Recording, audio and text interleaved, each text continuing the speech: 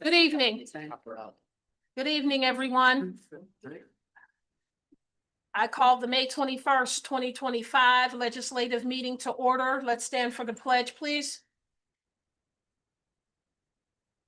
I pledge allegiance to the flag of the United States of America and to the republic for which it stands, one nation, under God, indivisible, with liberty and justice for all. Thank you. Roll call, please. Tamara Allen Thomas.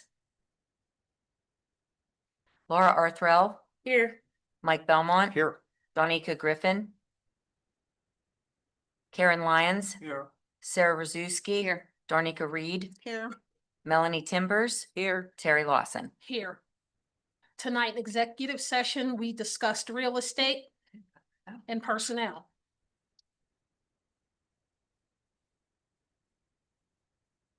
Dr. Malushnik will now share his superintendent announcements. What is that? Yeah, but close up. That's all right. And if it does work, it may not work. I just wanted to, being new to district, hearing about the VEX and the IQ pandas and so on. And I get a weekly update from Ms. Dietrich all the time. And I really appreciate those updates. And even this one here, I really enjoyed because it had your goals in for the program and things that, you want to do and so on, but what has been accomplished. So I know we quickly discussed it last week, but I think of this program as another tool. I mentioned to people coming in the district, people know about our athletics, people know about our fine arts, but this is a unique program that this district offers that I haven't seen. And being the robotics capital of the world in Pittsburgh, it fits perfectly. And it's a unique program that many schools aren't offering. So I do want to highlight it because we are competing with charters and other schools out there. So when you look at this and you see, Emmett Brubaker, is Emmett Brubaker here? Walked in the Parade of Nations, collaborated with teams from Korea and Thailand, legendary world champion coaches and so on, finished in the top 50% of elementary math division. And I don't know if you can just click on the video real quick. What's that? So once you click on the video, and the goal is to collaborate and communicate and get our students to think outside the box and ask questions and debate. They're doing this with students from South Korea. Wow. Right. They're doing this with students from South Korea. So I know the video may not work that great, but it was impressive because if you get to see it, and this will be online, if you click on it when you're at home, you get to see the conversations that they're having. And let's also remember this, the iPhones and things like that wasn't built in a day. They failed until they get it right. These students are collaborating and discussing with kids from all over the world. This is very unique. So watching that, and I appreciate you sending that, Ms. Dietrich. Thank you very much. It was impressive. So I just want to point that out, and it's just impressive K-12 program, but seeing where we're starting at is really, really good. So thank you very much, and thank you for your effort and my weekly updates. They're very detailed and organized. So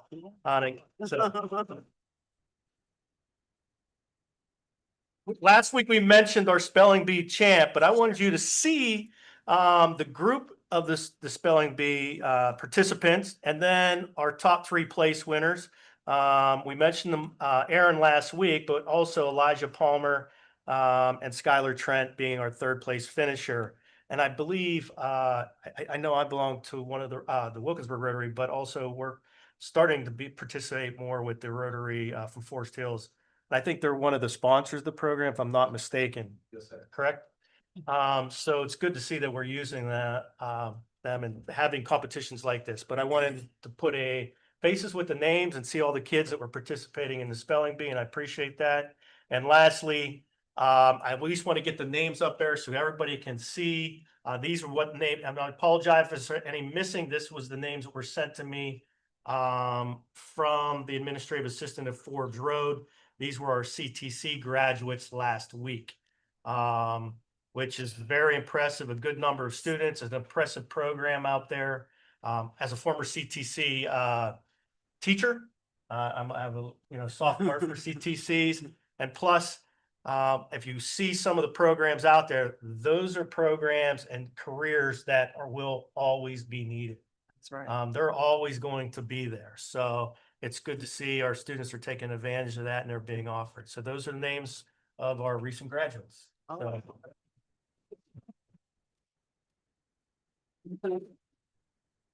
and that's all I have for tonight. Thank you. Thank you. All right, presentations. Our first presentation is from the Future Ready Leadership Team.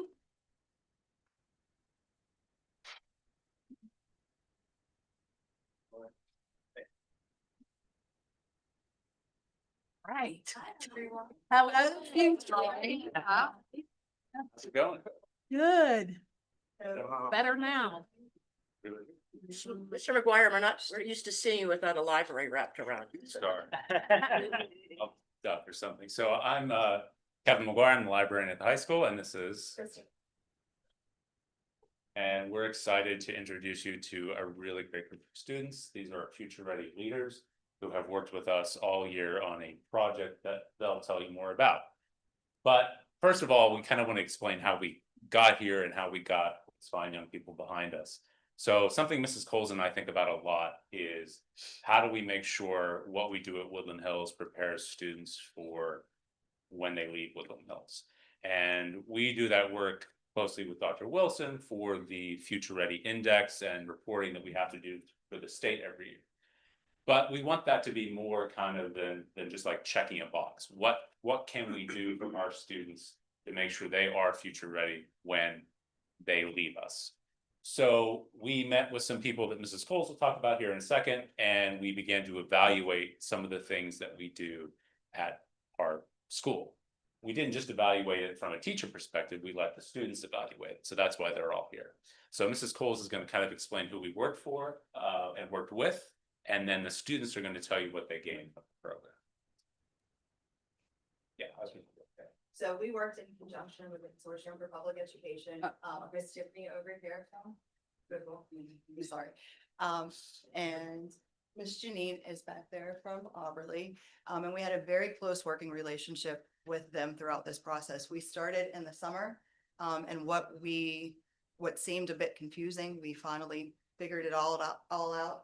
We came up with, based off of teacher recommendations, these fine students that are with us tonight, and they did a lot of hard work throughout the course of the entire school year. We started this at the beginning of the school year, and this is the final event that they're doing tonight with us. So we asked teachers for recommendations, and here we have the fruit of that. And our students, we're very proud of them. So we had a good time. We had fun. We did a lot of fun things, and they had a lot of great experiences. We visited businesses and colleges, which you will see towards the end of the presentation. We have pictures that we want to share with you from those visits. They were able to work through the Consortium for Public Education with other high schools from the region that we work closely with and have teamed up with over the past several years. And they were able to create these meaningful future ready experiences for themselves. So they will be able to speak for themselves as to what they learned and what they took away from the program over the course of the year. But they're also going to tell you what their project was, which they came up with all by themselves.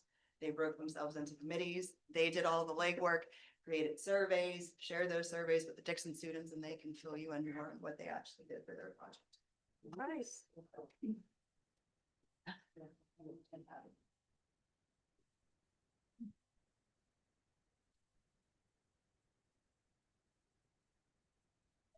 I just want to read it and then.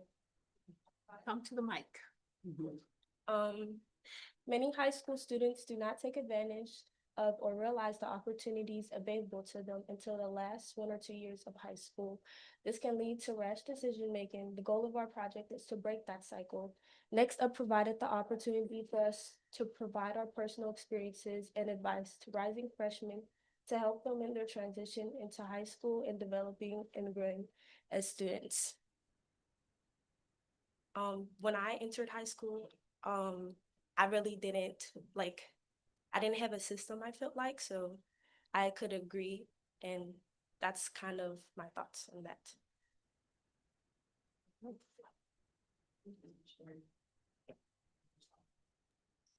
Okay. Thank you.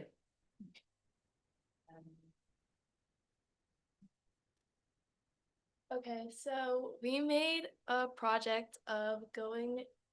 Okay, wait, should I just read the slide? Yeah. Okay. From personal experience, we believe that not enough information about high school is communicated to students at Dixon STEAM Academy, and transitioning to high school can be intimidating for the eighth graders. We thought it would be a good idea to talk to the eighth graders one-on-one to discuss how the high school will work and what they should look forward to and to answer any questions they have. Our goal was to create an environment where every student felt comfortable to ask questions and find ways to have everyone participate.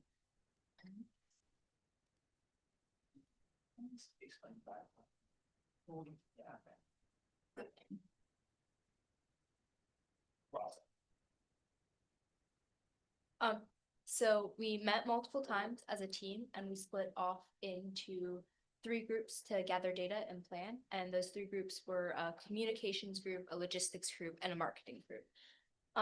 We also created a survey that 8th graders in Mr. Melly's second semester seminar classes completed in order to gauge career interests, study habits or skills, time management, and decision making, and also thoughts about what they were looking forward to or expecting out of high school. We reviewed surveys, responses, and created follow-up questions to ask students who were broken into small groups. Then on the day of the visits, students engaged in icebreaker activities and conversations about the high school and shared their experiences. We should add the team next up. High school is what's next up for the eighth graders that they're going to, that they were working with. They designed their logo, for their marketing. They have shirts made. Somebody wants to show the shirt. For sure, they designed the logo. Nice. So they did it all. Came up with survey questions, shared, communicated with Mr. Manning and Mr. Melly down at Dixon. So this was their thing. So we have a really great group of students and students from different grade levels, different backgrounds. So we just want to give them all a chance to kind of tell you who they are and what they got out of the program. So first up is Bihar.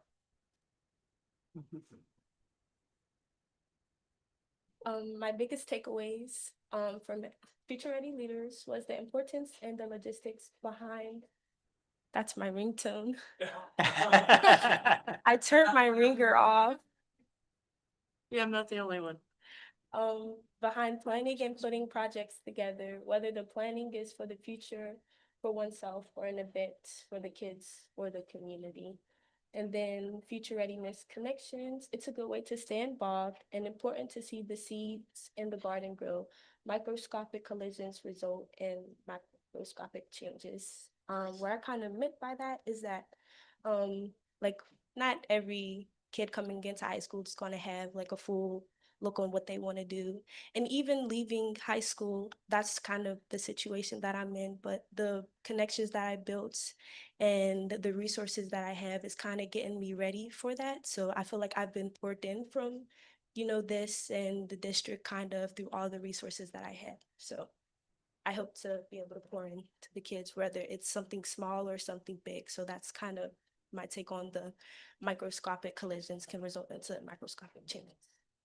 Thank you. Thank you. Well spoken. Hi, my name is Jordan Parsons. I'm a senior. I'm at the end of my tenure here when it comes to high school. And so, my takeaway is probably different from how other people saw it. It was just, the most part, it was fun for me. I enjoyed this whole program that we had here. And when I graduate, I want to go into college and pursue teaching. So we, I came out of my shell senior year. I was kind of reserved the first 3 years, and I knew Mr. McGuire before senior year, but this year I really connected with him and Miss Coles, and they're great resources, and they like threw me over their backs and showed me how life kind of is being as a teacher, and it was very beneficial to me, and I can't thank them enough in this program. And yeah, it was a lot of fun. The trips we went on was fun. I love these students here that I got to meet. I didn't really know them much before this, so they're all pretty cool. Sound like a teacher already. Can we ask where you're going to school? I'm going to CCAC for the first 2 years, and I'm thinking Smart, of, smart. transferring either to Slippery Rock or IUP. Very smart. All the cool people went to IUP. And yeah, it helped me develop my social skills, and because we on our events we got to meet with other schools and meeting those different people, because those are the schools, they're different schools with people and kids from different backgrounds, and I don't get to often talk to people that are better off than me or worse off than me in life. So it was a good opportunity to grow in that, and that's what I was talking about. Awesome. Thank you. Awesome. Thank you.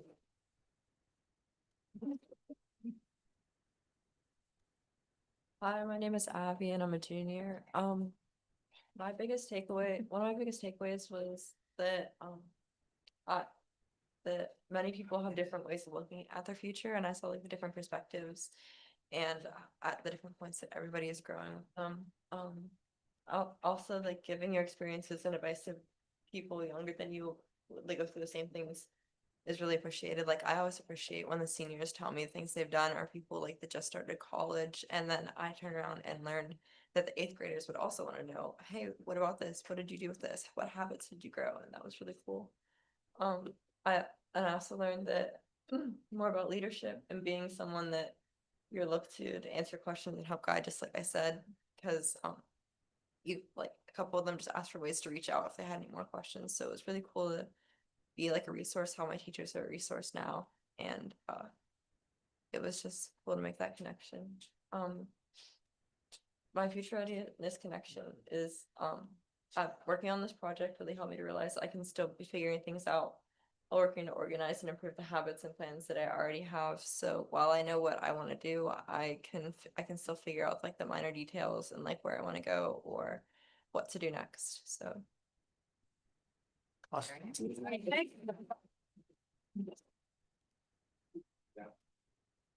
Hello, everyone. My name is Jasira Lee. I'm in 11th grade. My biggest takeaways are that there are many trades out in the world for me after high school, and I also learned how to comply with people of different ages and interests.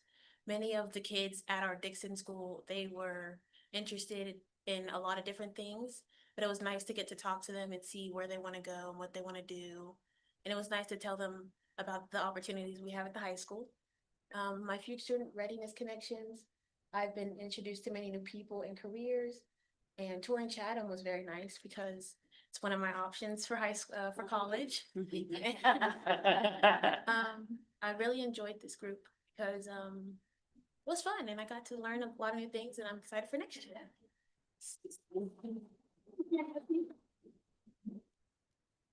Hello, my name is Nico Major. I'm in 10th grade, and this program helped me talk to people the same age, younger and older than me. This project influenced me and my thoughts to my future career by my bad, I'm sorry. Where's your glasses? So when we went to places, it helped me talk to older people, and it helped me with my recruiting for football. So I gotta learn how to talk to coaches and all that. Don't be nervous. Give it Ah. big. Okay. Gotcha. All right.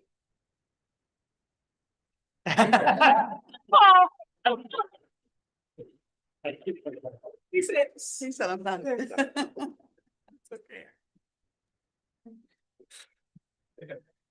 I'm Sean Saunders. I'm in 10th grade. The biggest takeaway I got from this program, biggest takeaway I got from this project was was that when you work together, wherever thoughts, process and stuff gets very easier, goes very fast. Their future readings, connections, working on this project fluids my thoughts because now I'm looking forward to making designs and having a real estate company. And I'm still looking into all that, but yeah, that's all I got. Nice. Design logo for. Nice. Hi, I'm Carter Akins. I'm in ninth grade. So the main takeaway I got from this project was my communication skills. Like when talking to younger kids, I have to change my vocabulary to make the conversation more interacting rather than just listening. And then this project introduced me to a career that I didn't even know that was there. Like it made me think about my future career way more than I did before, other than just one thing on my mind. It's also just introduced me to different paths I didn't know Woodland Hills had to offer. Right.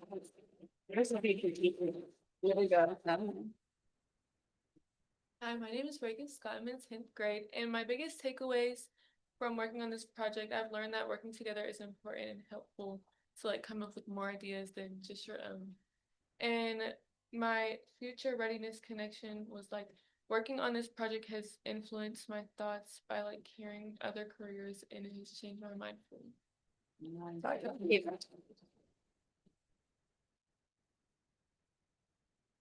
Hi, my name is Madeline Furman. I'm in 9th grade. My biggest takeaway from working on this project has been my team working skills, because coming into high school, I was scared and how to talk and not knowing how to talk to people. But being a part of this group, I learned how to work with different people about how to come together and make a project that we thought was best. It was really nice because now I know a lot of these people, I'm friends with them, and it was just really nice to meet them. And working my future ready leader connections is working on this project and going on many field trips and exploring different careers has made me think about what career I want to pursue and how many ways I can go about pursuing a career that I might want in the future.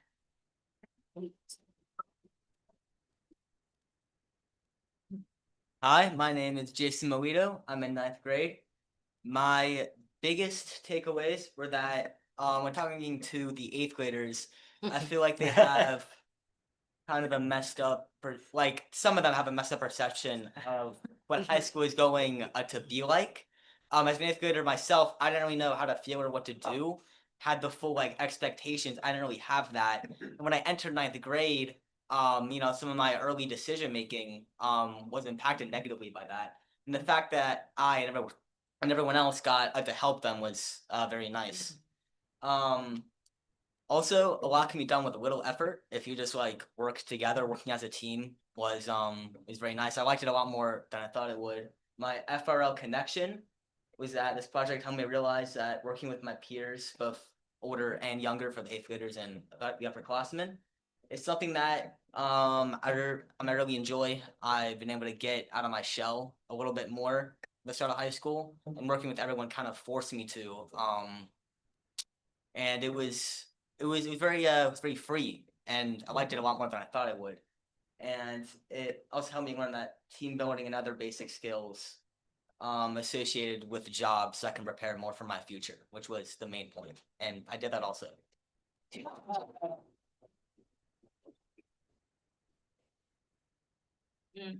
Hi, I'm Ellie Wilson. I'm a freshman, and so I learned a lot about how to lead and talk to younger kids, especially in like giving them advice and how to prepare for their future. And I also learned a lot about how to work well with people to like create something that will be even more helpful in the future. And this program also helped me learn about a lot of different careers that I didn't know were not possible, but like I didn't know existed, or I didn't know how you got into that career or like the training. And so it also helped me learn about different jobs and what I might want to do and where I might want to go in my future.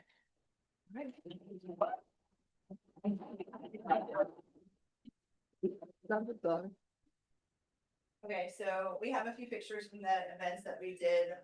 So once during the third 9 weeks and once during the fourth 9 weeks, the kids, based off of the survey results from Mr. Melody's seminar class, met with the students in small groups, and they were able to engage in discussions and conversations with the students based off of those survey results. So they were able to gather the information and then ask them follow-up questions. They also exchanged contact information. So when these students are at high school next year, they have a point of contact for them as mentors if they want to. So that might be the next steps for next year, depending on which direction the program goes. So we did a few different meetings throughout the year. The students alluded to some field trips. The first kind of networking and mixing event we did was at Penn State Greater Allegheny, where the students actually got to meet with different business leaders and different people just to hear about their career paths and kind of like a round robin type of table situation. And this actually inspired what ended up becoming the project that they did with our 8th grade. One of the big trips that we took for career readiness was we went down to UPMC and we actually got to tour the new Presby. And that's where that picture was taken. So we went down, it was a cold rainy day.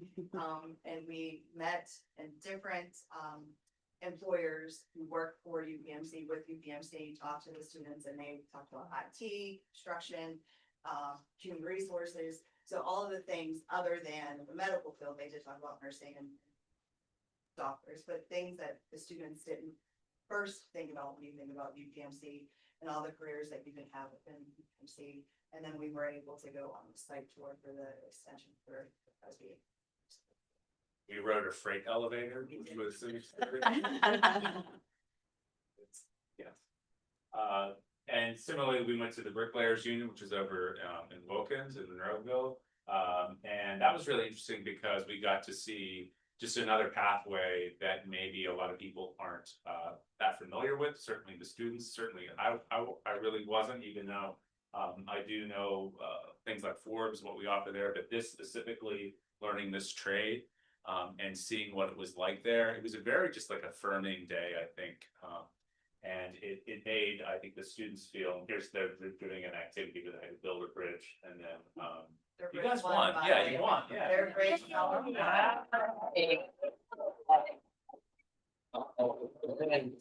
And the prize was?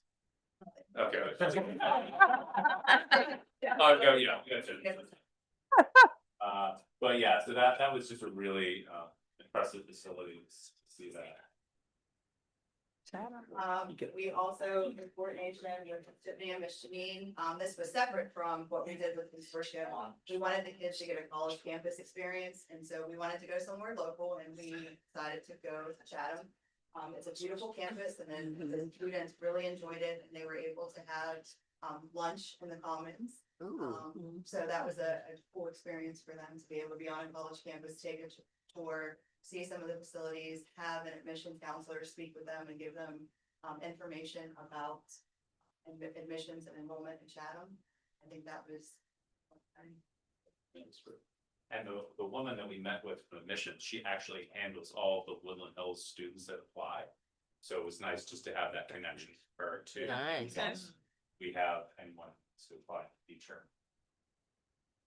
And then before prom went down on the bayou, we took our students down to this We Work the Waterways event, which kind of tours all across the country.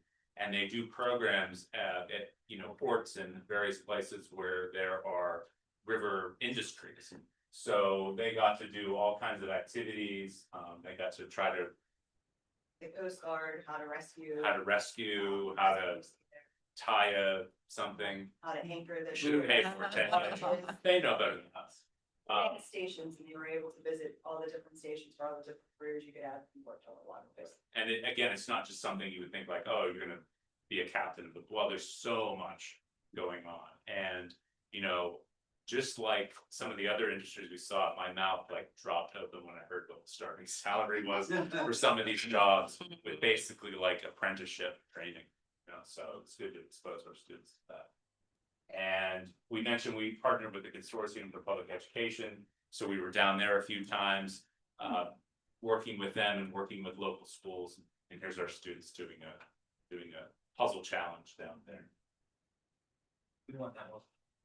Did we? They didn't. Yeah.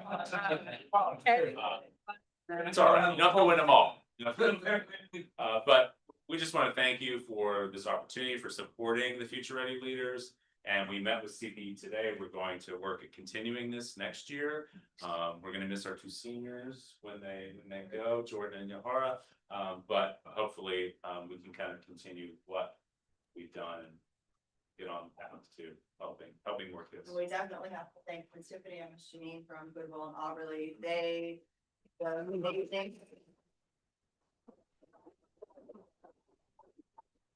really appreciate everything you guys did for the kids. It was, I think, the experience wouldn't have been the same without that component that they both brought to the table to share with our kids. Needless to say, we're very proud of this group of kids. And some of their parents are here too. Yes. So thank you, parents, for Oh, of course. great, letting us have your wonderful children part of our program. And yeah, they're great. Good job. Thank you very much. Thank you. Thank you, future ready leaders. No. I just have to say, having worked with Mr. McGuire and Mrs. Coles, you guys are lucky to have them, but we and the eighth graders are lucky to have you students. You have done so much, and I know so many of those eighth graders coming up are going to be so much more comfortable and feel so much better because they've got touchstones all over the building. They have you, and you've done an amazing job. I'm just so proud of you, really. These are our kids. These are our Woody High kids that people need to know. Feel good about the work you put forth, and if you guys need anything in that process of decision making, you may not know it right away, but don't hesitate to reach out. You got a great group of adults around you to help you support to find that career path. So got a great start though. Yes, you It's did. impressive what you guys did up there. I couldn't have done that at your age, for sure. Making them shirts. So thank you. Good job. Shirts. Yes, love that. All right, yes. I'm gonna take a minor point of privilege, as somebody gets to work closely with that program. I would not be me if I did not talk about the data and research behind the decisions that we make. So I want to throw out there the fact that Ms. Coles and Mr. McGuire, as they were doing this planning, looked into the value of near peer mentorships. And if you have not looked at the Google research around near peer mentorships, the first research came out of UT Austin back in '99, where they discovered that kids who were just within 2 to 3 years of high school students talking about what the challenges of college are, having those conversations increased the likelihood of kids going to college and then retaining from year 1 to year 2. And so our hypothesis is that we can do the same thing working with high school kids that are going to 8th grade. And then similarly, anybody that's been in the classroom knows that all of the research around retaining information and solidifying your plans says that if you teach it, then you retain 95% of information. And so while these kids thought that their project was to work with 8th graders, our project was to have them solidify their plans and work on what their future plans are. And so you heard that a lot of them actually did define what their future plans were, their future readiness plans were through the project. I know Ms. Coles already did this, but we worked hard with Goodwill, Auberly, Partner for Work, and the Consortium for Public Ed. Those organizations, specifically Goodwill and Auberly, were able to work with the Department of Labor to ensure that each of these scholars also gets a paycheck for the work that they did. So now they know what it's like to get compensated for the work that you've done. And I cannot do anything without thanking Ms. Coles and Mr. McGuire. They don't get appreciated enough. The amount of overtime they put in to make this successful is unfathomable. So they are gems in our district, and I just want to give them a shout out as well. But thank you all. Dr. Wilson for sharing that data. Yes, thank you. Appreciate it. All right. Our next presentation is Ms. Dietrich, giving us our STEM updates.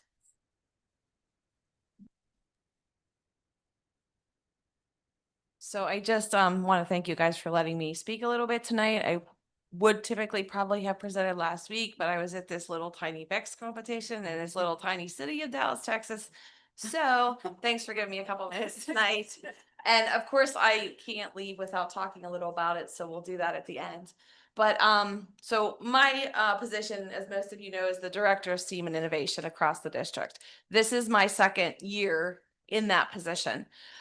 We had adopted Vex Robotics. This is our third year with the program, and it's kind of time to start broadening. It's been a huge success. We've grown it a lot. And my job now is to look at what can we now do more with STEAM and innovation within the district. I have seen how much our kids have benefited from STEAM in general. When I was a classroom teacher, I thought I was teaching STEM. Every once in a while, I tried to do something and called it STEM, really thought I knew what I was doing until I really got involved in VEX and did a lot of learning about what STEAM really was. So what I did was first just about the vision that we have. So one of the things that we really want to build on and expand upon in the next couple years is going to be our coding, computer science, coding, and AI education. If you have not heard, in April, there was an executive order signed that was titled Advancing Artificial Intelligence Education for American Youth. And it was to promote AI education in the K-12 schools. I know we talk a lot about AI when it comes to the high school or the secondary kids, but we really need to bring that down into the elementary schools as well. So some of what we're going to be looking at is bringing in AI. VEX has actually created a brand new platform that has AI and more focus on coding that we've looked at starting to kind of test out in some of the classes next year already.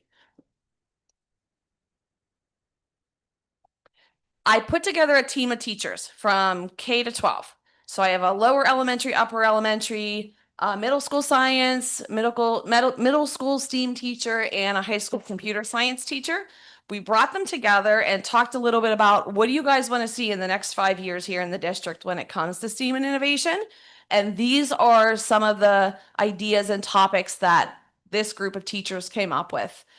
So obviously drastically expanding our stakeholders within the STEAM and innovation realm, identifying businesses that can invest in a partnership with us, bringing in more alumni stakeholders. I've got a few that we're using currently.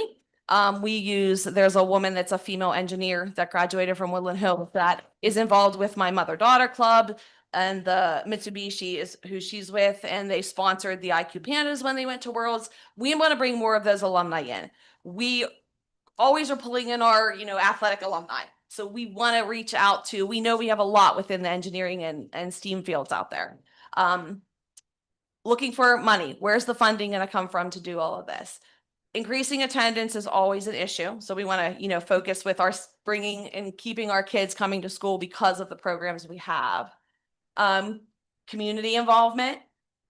This year, when the kids went to Worlds, we unfortunately had a nice little storm before and had no power. So we were hoping to have a little bit of a celebration for that. Didn't pan out. So one of the things we'd like to do next year is maybe do some type of pep rally in hopes that we have, more teams that are going. Cross-curricular concepts with Computer Science Week. There is a week in December that is celebrated as Computer Science Week. And I reached out this year to talk, sort of just throw it out to teachers in the entire district, not just computer science teachers, to participate. But we're going to work this summer on trying to put together a website that can create cross-curricular ways that if I'm a lit teacher, how can I involve computer science within my class? Reading about maybe some of those well-known innovators and bringing that through the lit program. So we're going to kind of try and expand that this year. And then we want to put out a survey with community students and parents to get some ideas from them. And we already do our VEX night for a family event, but we want to expand and do more with that. This past year, I also did a grades 3 to 8 girls STEM night, just for girls, with Mitsubishi, that we put together that too. So we want to expand more on some of those. And then 3-year plan. So of course, continuing to look at attendance, building an initiative that everybody is behind, on board, we're all implementing. We want to increase our clubs, the STEM clubs that we have. We talked a little bit about creating an activity period. This is something we don't have at the middle school. And from meeting other coaches when I'm going to these competitions, our kids always ask the other kids, when do you practice? And they're like, oh, every day and our kids practice once a week, 2 hours a week. And they ask for more, but it's hard. They also want to play sports. So I don't want to say, don't play soccer, come do that. I don't want them to choose. They have to be well-rounded. We want them to do a lot. So we had a little bit of a conversation of, can we look down the road a couple years to potentially creating an activity period at the middle school that even if it wasn't every day, they could come in and do it during the activity period as well. It's gonna, that gives them an opportunity to still be able to do other things after school and not have to give something up. The team of teachers that are going to work collaboratively with another teacher that isn't invested in STEM. So we talked about partnering up teachers. I'm really confident. I consider myself to be a STEM teacher. I'm knowledgeable in this. You're not really so let's partner up and I can work with you in your classroom. We can maybe combine our classes and co-teach on some of those things so that we involve all the kids get that knowledge.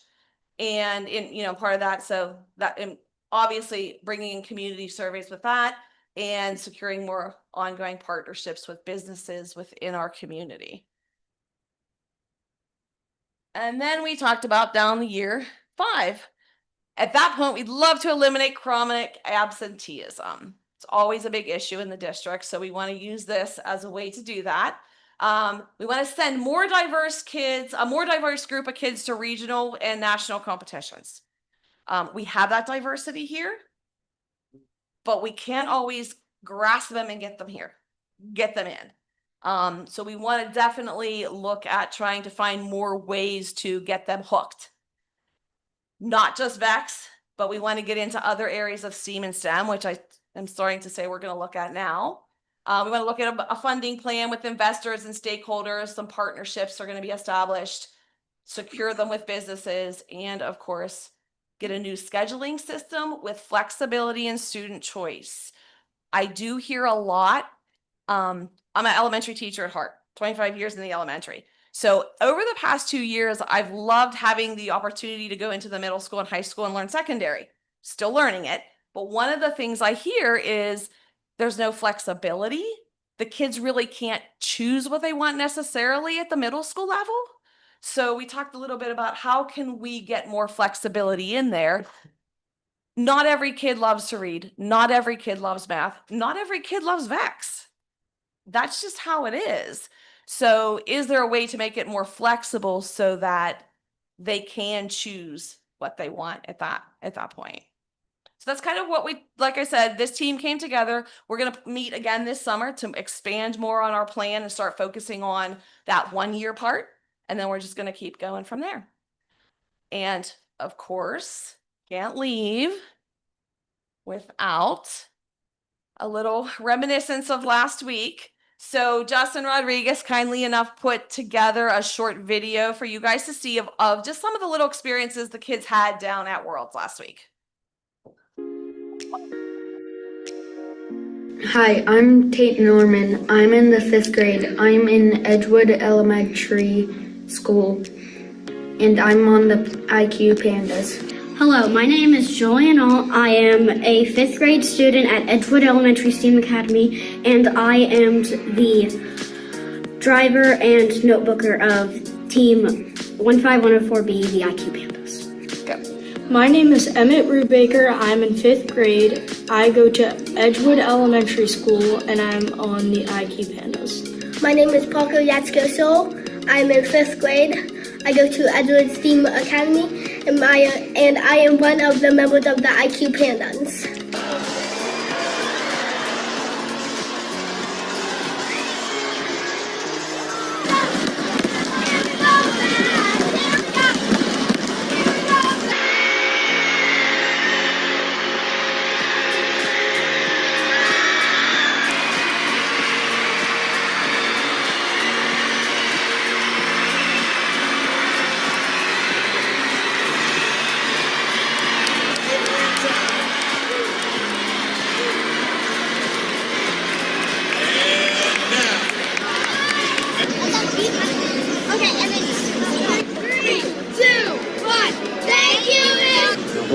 robots loading up both balls lining up in front of the goal. One goes high, they might push the second in loader too.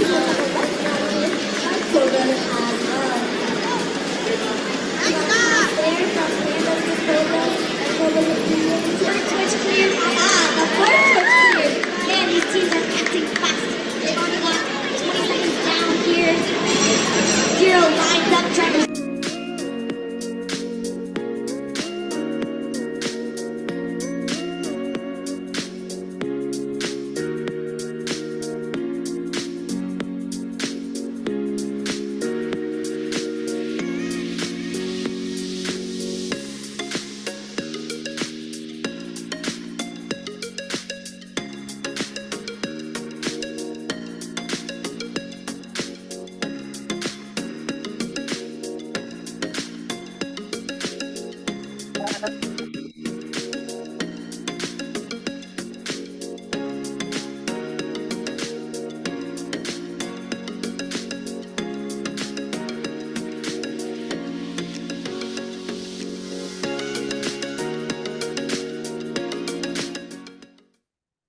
I mean, I could stand here for hours talking to you about the experience we had. I had been there prior, like on the other side. So to see it from the inside is even a whole different experience in itself. I just describe it as the Super Bowl of robotics. That sounds really crazy, but you saw what that dome looks like. It is filled, every single seat. It is flashing lights and loud music, and the kids are just cheering, doing the wave, and it's just amazing. But I had one of the parents actually reached out afterwards and just, I want to read you just, I always like to read like parent quotes, what they have to say about it. And just a couple things I highlighted from what the parent had sent me. She said that the experience has taken things to a whole new level. At such a young age, her child's already engaging in high-level engineering within a team environment, which is incredible to witness. She especially valued how much the kids were learning about teamwork. They each contributed something unique. They made alliances with teams from around the globe, which was a powerful opportunity. She was seeing top tier design. They got to see top tier designs up close, which was an education in itself. This competition aligns with, she says, quote, "This competition aligns with my own values, the emphasis on letting the kids take the lead, the focus on sportsmanship and teamwork alongside technical skill. It fosters growth that will serve them far beyond robotics. This is a head start in innovation, leadership, and problem solving that will benefit them well into the future." So it was nice to hear that from a parent's perspective, they really saw the overall picture. I last night had a parent meeting with the incoming 4th and 5th grade teams. So this year we had 3 elementary teams. Next year we're expanding to 4. I have a 4th grade team we're going to experiment with. We'll see how it goes. Full house at the Impact Center with parents, you know, and the interest that they have, and all the questions that they have. So very excited to continue expand. We actually have 10 teams already ready for summer. So, and fall more will come on. So that's my summary. And I have a little souvenir for you all. Mr. Beard, which is one of our tech ed teachers at the high school, was kind enough. One of the biggest things at Worlds is the teams come with swag, something that represents themselves to pass out to other teams. So the kids come home with like bags of stickers and bracelets and all kinds of crazy stuff. But he made us little keychains. With the panda, state of Pennsylvania. The panda is supposed to be like where Pittsburgh is for the kids to pass out. So I brought you each one as a souvenir. Thank you. Thank you, Tina. Thank you so much. I love all of those, the goals that you've got on there. That's fantastic. And I sent you all an email. The elementary competition's coming up next week. Please come down and see us. I think I'm actually racing against Mr. Kress or something. There's something happening with me and Mr. Kress. What day next week is that, Tina? So it's gonna be Tuesday, Wednesday, Thursday. Okay. From roughly about 10 to 1-ish. And we are gonna have staff competition round. Like it's Dr. Wilson to participate as well as Mr. Press, teachers. So you don't have to know anything, but you want to come down and drive a robot this line. I'll give it a shot. I'm a beast with a robot. You're welcome. And before you start, I just want to tell you, Tina. Yeah. I cannot thank you enough. I'm in love with Vex. They know it. Like, I am so I can't describe the feeling I get when I see our young kids meeting in fifth grade. Like, you're just getting your teeth in fifth grade and you're out there meeting, working with, having conversations with other kids from another country. There's adults who haven't been off the parkway.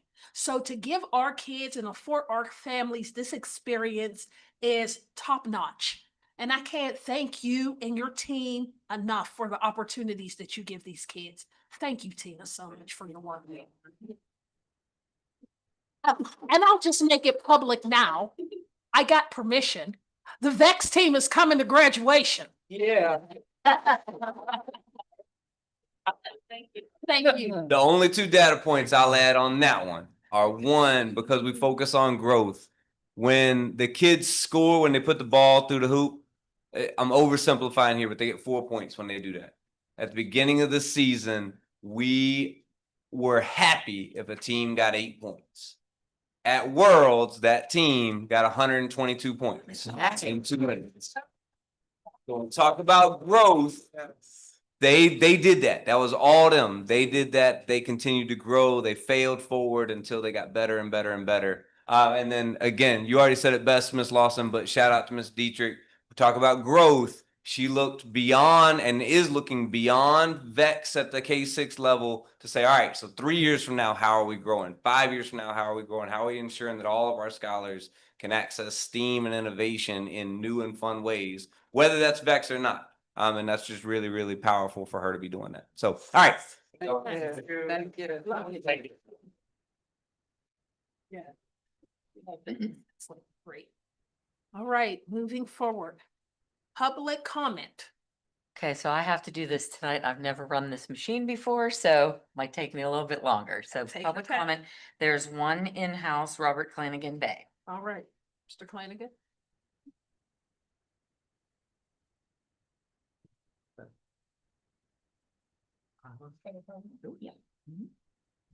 Good evening. Good evening. Good evening. Addressing the curriculum. The curriculum director shows symptoms of a maladjusted person due to his apathy towards improving the curriculum by infusing African American history, which is American history, K through 12. He has maladjustment towards the educational environment of Woodland Hills, hence the educational environment, the educational curriculum has maladjustment in relation to the needs of the student body of Woodland Hills. Whether this be regular education, special education, including gifted.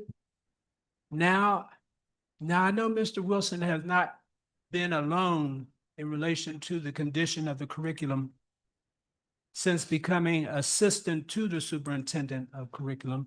The previous superintendent didn't say, come on, Mr. Wilson, we're going to get this infusion started. Nor did the majority of the school board from January 2022 to December 2023 direct the superintendent to to get the job done. I'm talking about improving the mindset of all students for the betterment of Woodland Hills, the communities, their communities, and the enhancement of society in general. Keep in mind, I gave the time period from January 2022 to 2023 was my recent time serving on the board. So I'm speaking from an insider position. The definition for maladjusted children influencing other classmates to follow him or her in breaking school regulations, openly challenging school authorities and insulting teachers. To diminish this behavior, deal with the curriculum. Help deal with social ills in the community and what trickles into the school environment as well. Deal with the curriculum, infusing a holistic history, holistic chemistry, holistic science, holistic music, holistic mathematics, etc., etc. this is something that is needed. And we have a student population that at one time was 23%. We're talking about the racial divide of makeup of Woodland Hills when it's first inception. And now it's 23% African American students, and now it's over 80%. Something has to change in the educational environment. Something has to change in the educational environment, and it has to start with the curriculum. Thank you.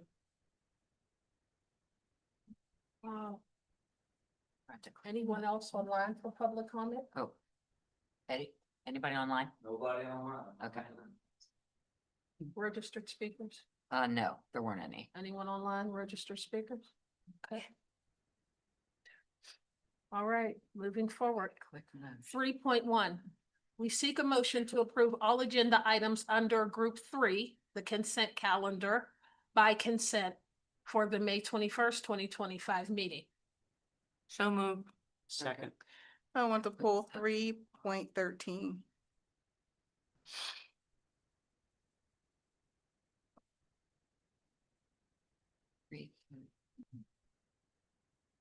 HVAC system. Okay. And also, could I pull 3.14, please? 14 or 18? 313 and 314. Okay. Okay, nope. Now I gotta figure out how to do that. Hold on. Yeah, Kelly did everything, I know. Okay, hold on.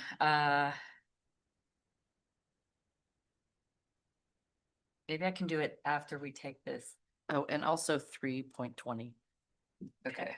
313, 314, and 320. 314. 320. Okay, hold on one second. I say that this affects the changes. Yes. Okay, so 314. I now have to change to action. Talking to myself. Think.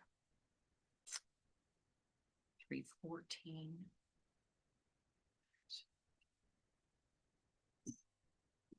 I'm sorry, what was the other one? 320? Yeah.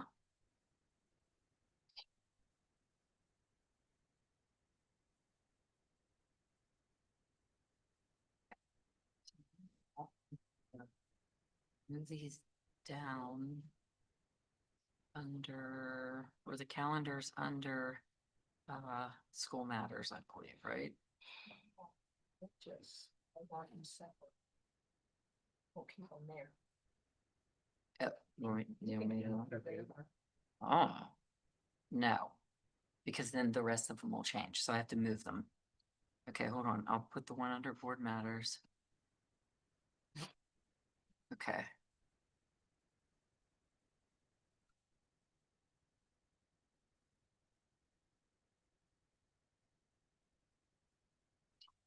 So, baby's going to Danny.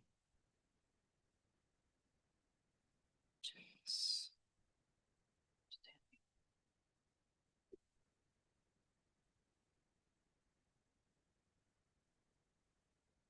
Danny, where are you? Brown's 14.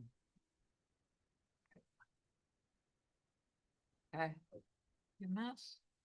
And.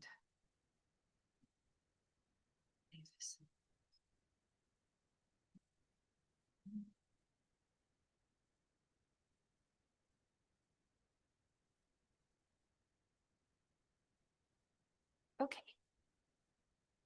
Let's get.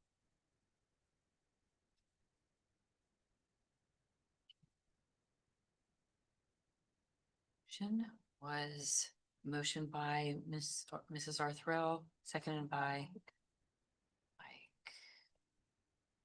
Okay. Are we good? Yes. So we vote. So, Okay, open the vote, please. okay, there you go. Can you see it?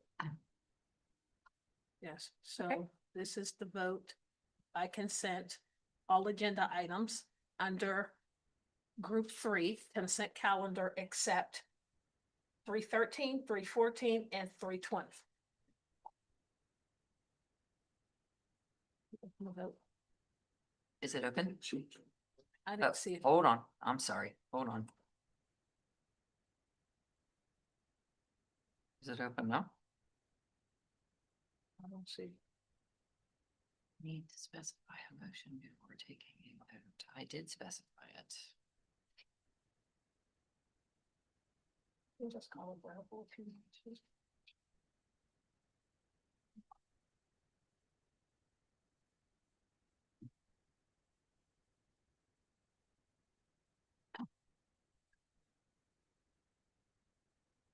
Did it open now?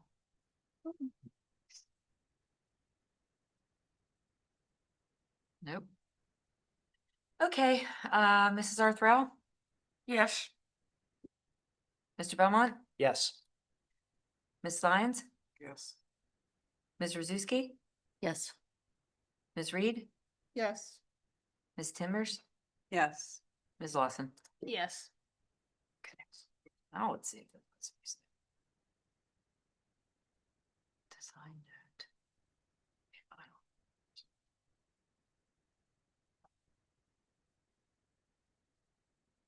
Okay. I think it saved it.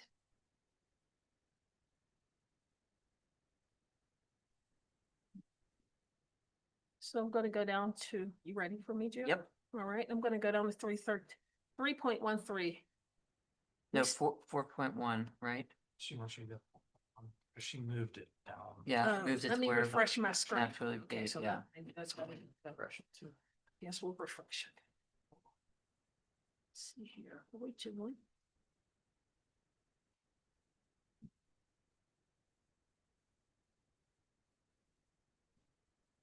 So. Now it's. Okay, so it's now, what is it? Okay, it is now the approval of the first reading, so 4.1 policies. So now 3.13 is now 4. No. Just go down the list with 4.1. She moved the other items to different sections, like The annual, 3.14, I think is now 14.1. right, because Okay. it's under So, the. yeah, she moved them to different sections, so you can just go right down the Oh, list. okay, all right, so we're gonna address policies. Okay.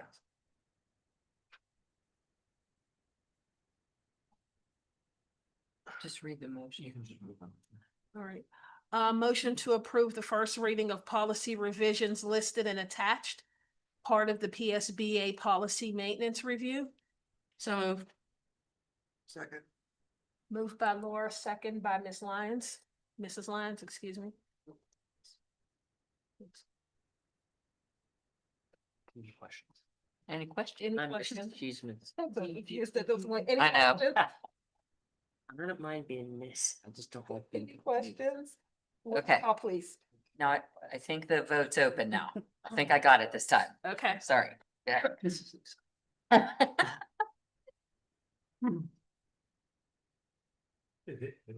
Yes. Oh, looky there, it came up, yay. Good for you.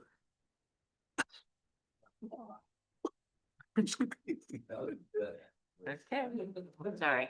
So. Voting is awesome. closed. It's my teacher voice. Motion approved 6-1. All right. The other end. Approval of the first reading of the retirement of the following policies. Part of the PSBA policy maintenance review. So moved. So moved by Ms. Lothrell, Second. second by Ms. Timbers. Any questions? Open the vote, please. There you go. Yeah. Yes. I think I Here it got came this. again. Donnie is not here for me to play the Jeopardy music.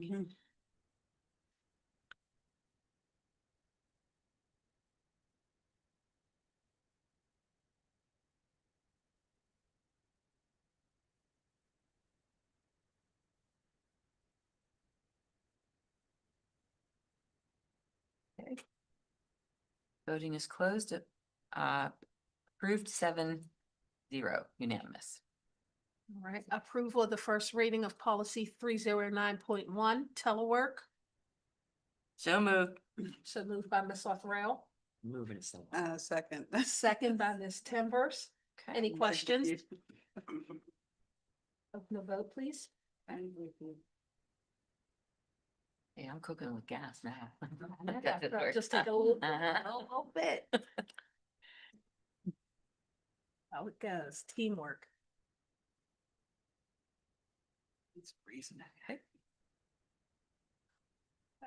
Motion passes 6-1. Thank you. Moving on to board matters. We seek approval of the April 2nd, 2025 committee meeting. So moved. So moved by Ms. Lyons, Second. second by Ms. Lothrell. Any questions? I just have a question. So it was a canceled meeting. Do we need to vote on this item? There's no minutes.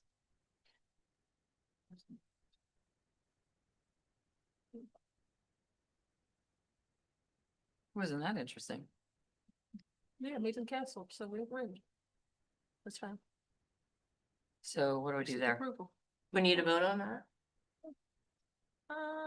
Can we take the vote on the meeting? that was So you canceled? put the approval of the committee meeting for April 2nd, but the meeting was canceled. Oh, there wouldn't be any minutes then. Yeah. Right. Yes. nothing. So you can just So we pull can that item. pull it off. Yep, pull Remove that the item. vote. So do we have to pull it off? No, you can. Okay, I can just pull that off. Yep. All right, we're gonna pull, under board matters, we're gonna pull 5.1. While we're here, we're also gonna pull 5.4. All right, Nope. Hold on. okay. Getting a little OJT over there. Yeah.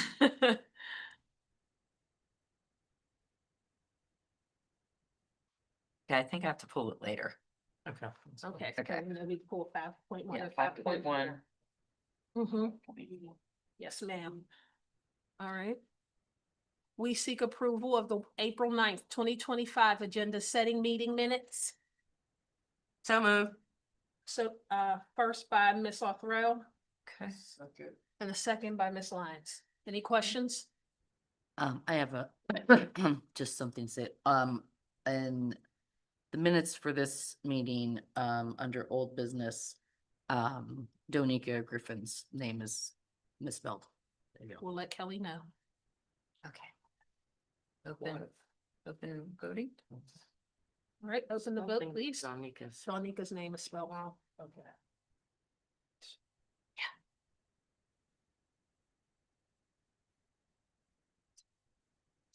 Oh, no, I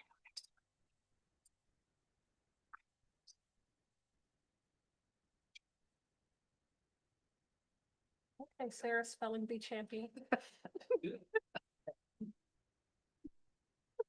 Yeah, there was an adult spelling bee and I missed it. I'm so mad at myself. Motion passes 6-1.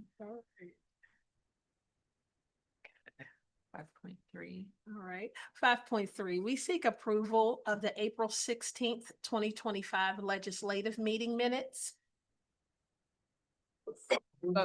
So moved by Ms. Timbers. Second by Ms. Lyons. Any questions? Open the vote, please. Okay.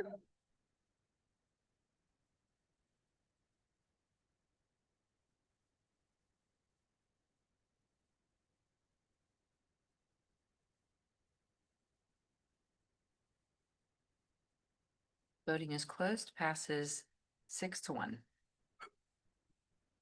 Thank you. 5.4 has been pulled. 5.5. We seek approval of the contract with Myers Transportation Incorporated for the rental of the intermediate building.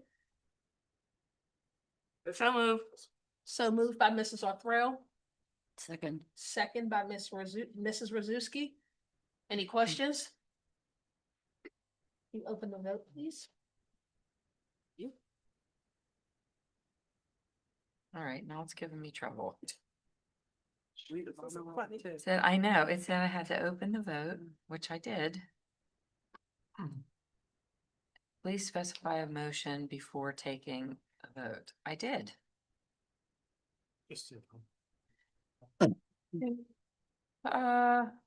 Mrs. Arthurl, Yes. Mr. Belmont, Yes. Mrs. Lyons, Yes. Mrs. Rozuski, Yes. Mrs. Reed, Yes. Mrs. Timbers, Yes. Ms. Lawson. Yes. Okay. Save that one. Here's an interesting little item under the impact center. Yeah, 6.1. Oh, that one's supposed to That be one- there. Hold on. That's supposed to be, I was wondering where it went. yeah, there it is. It's supposed to be, Little Dickens. I don't know where the heck it's supposed to be. Well, that Oh, I was the do one know. we Wait, pulled. hold on. It's supposed to be right underneath. It's supposed to be 5.6. There we go. Okay. Okay, so, This is actually a big item. A lot of parents look to this right away for their vacation Yeah. plan. okay. 5 points, well, 6.1. 5.6. Okay, let me refresh. Sorry, 5.6. All right, bear with me. He's here, is he gonna say? Give my, wait a minute, what's going on here? Okay. Impact center. Glenn's here. Okay, Where do you refresh? Oh, we're moving, refresh your screen on. you have to refresh your screen, do the. 5.6. So it's 5.6. Yes, ma'am. 5 points. Mhm. Oh, Is everybody, We don't know. the refresh up here and that'll move things. On the bar. See that? Oh, that little circle. I was trying to find it. Thank you. So moved. I didn't read it yet. Oh, darn. Trying to move things along here. I know, we gotta wait for everybody to at least get on the same page, comment. Now it's under 5.6, the calendar. Oh, yeah.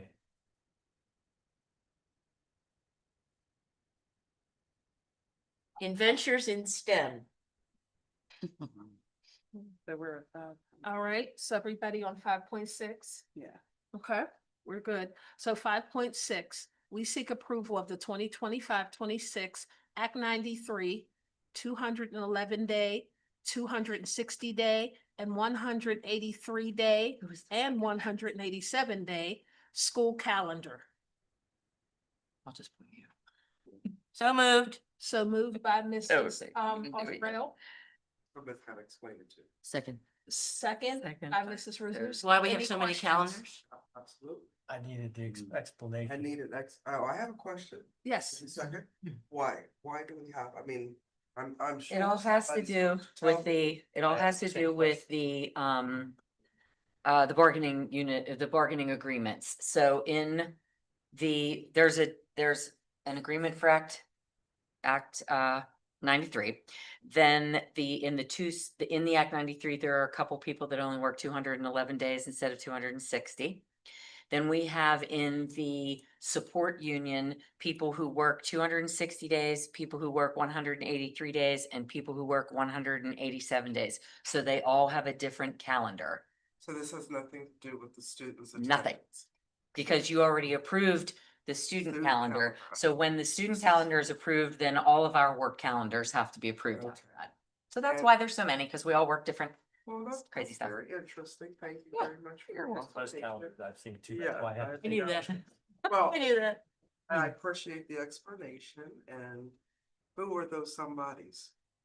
Like administrators? Or- So the people who work 183 days and 187 days are our paraprofessionals. So they're off during the summer, so that's why they don't work.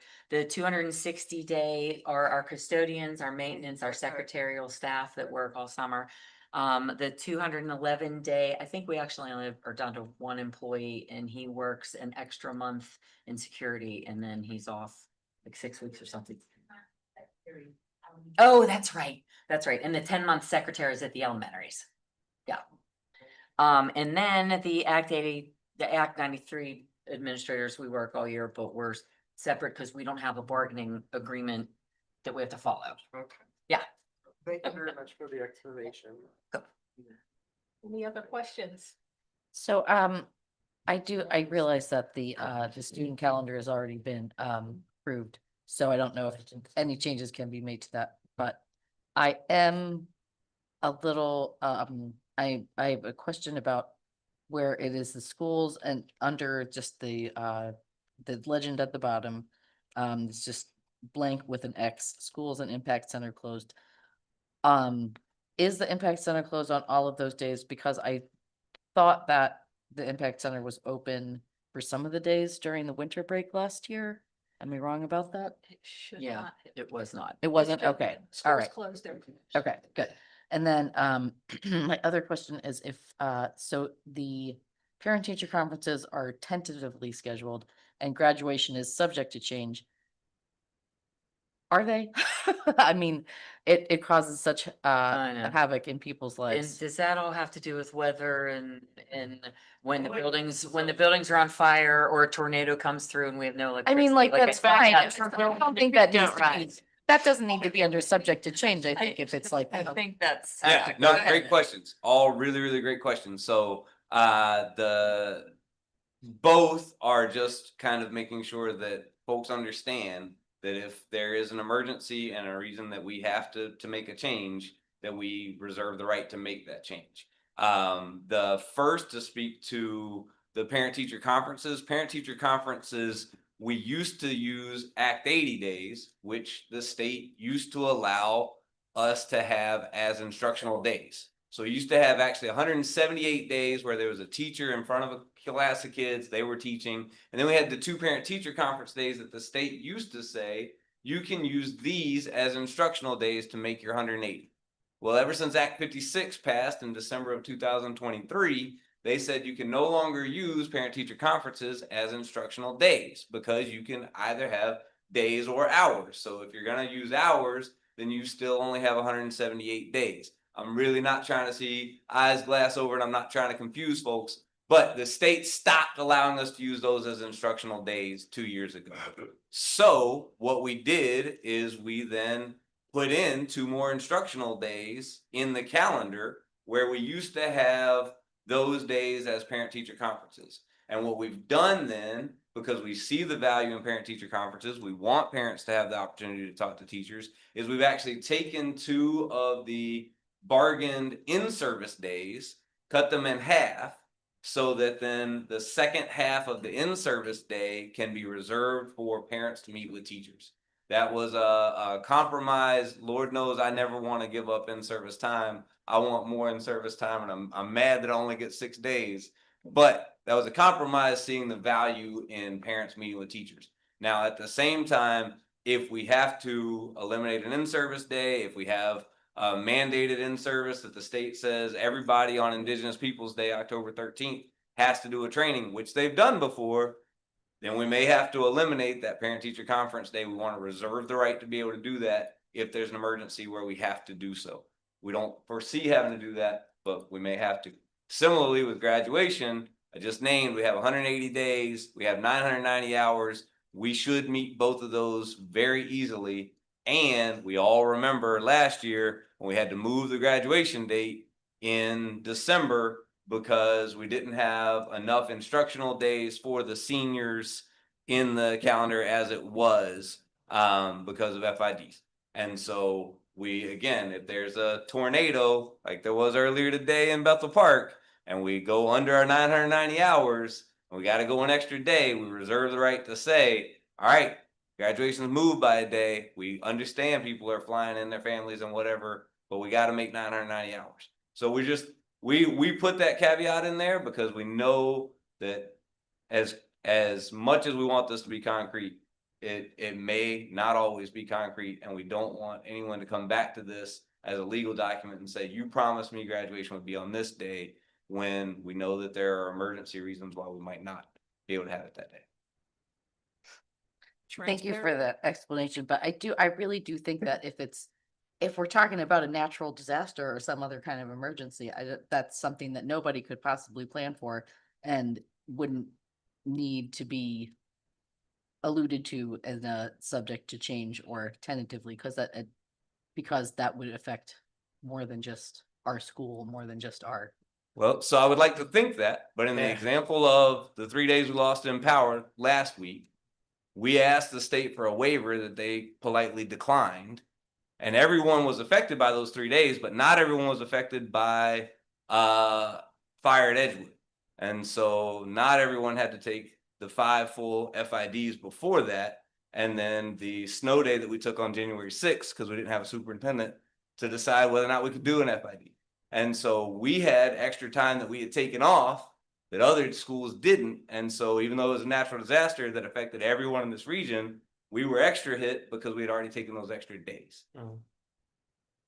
It's better to be safe. We were hoping the state would give some forgiveness for those couple of days and then. Yeah. Oh, I'm really pretty surprised that they haven't. It's Yeah, I would not, too. not Yeah. great. Okay, I I just don't want it to be as clear as possible to people so that, that's all. Yeah. That's all. So that's why I'm concerned. Thank you. Yep. Thank you so Thank- much, Dr. Morris. Thanks. Yeah. Am I correct? I'm looking at this, at the Act 93 calendar. And it has Friday the 5th is graduation on there. Nailed it.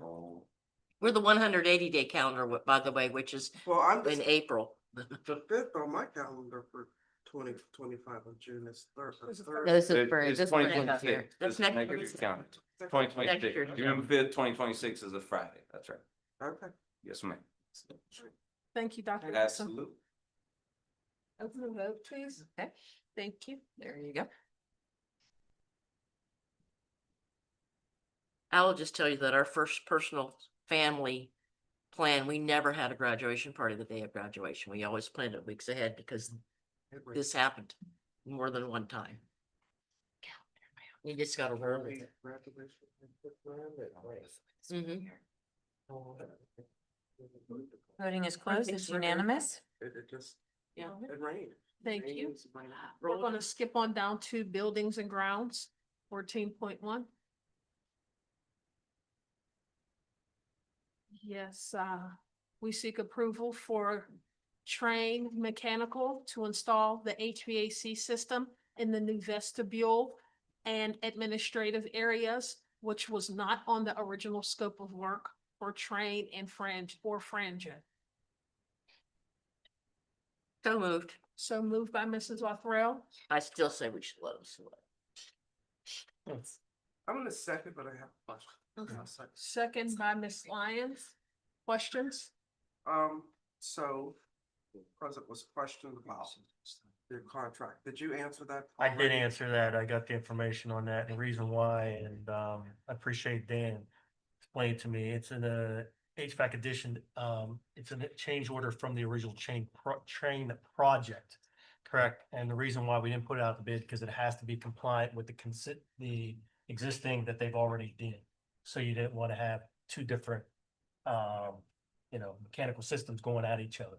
So did I explain that right, Dan? That's correct. Like, So that that's the answered reason why. George's And I question. did send it there. Okay, thank you.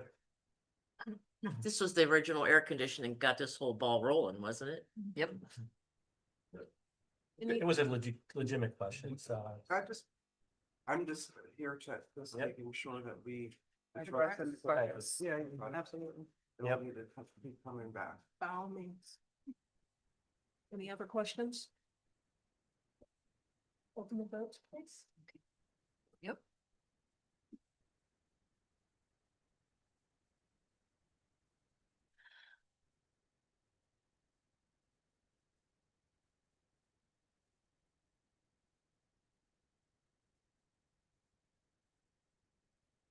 Vote passes 6-1. Thank you.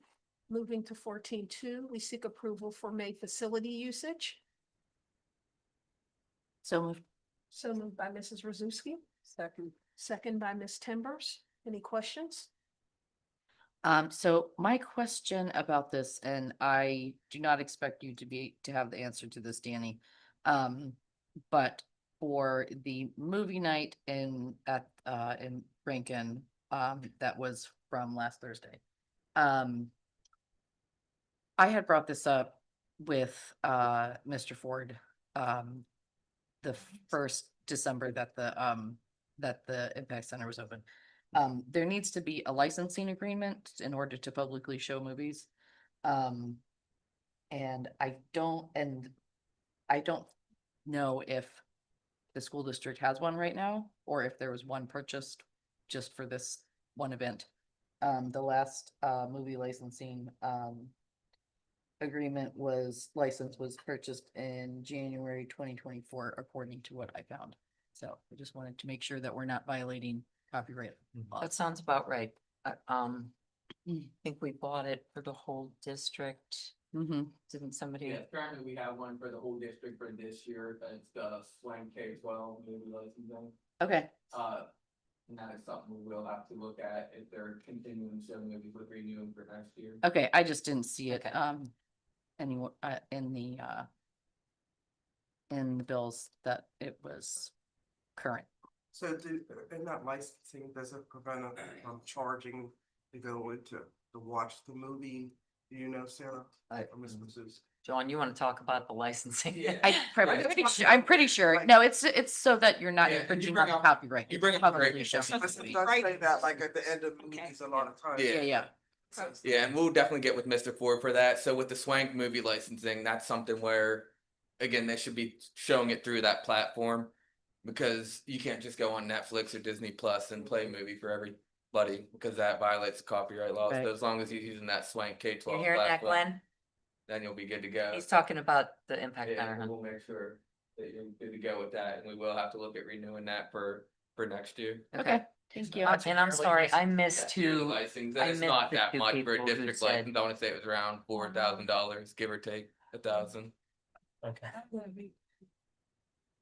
Who made the motion? It was. I think Sarah and then. I think it was me. Okay. Sarah. Sarah. Okay. Got it now. You got it. Mhm. Here you go.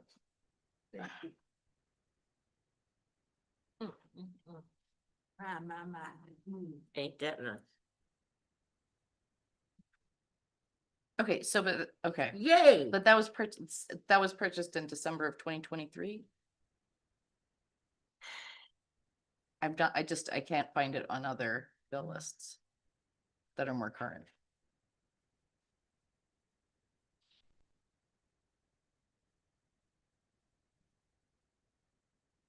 I had it on January 17th, 2022. Yeah, that's the meeting that it was that was ratified, yeah.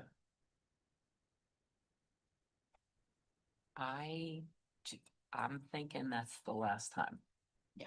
The last time I remember. Okay, so Sorry. so just for what it's worth, I don't know if our school buildings are aware that there is a movie licensing agreement, that there was a movie licensing agreement that covered the whole district. So that they could be showing anything through that platform throughout the year. So as a one-time usage is far less expensive. It's like maybe $300. So just to, be responsible with money, if there's not gonna be public showings of movies at a regular rotation, it's probably better to just do it per time. Anyway, that's all I had to say about that.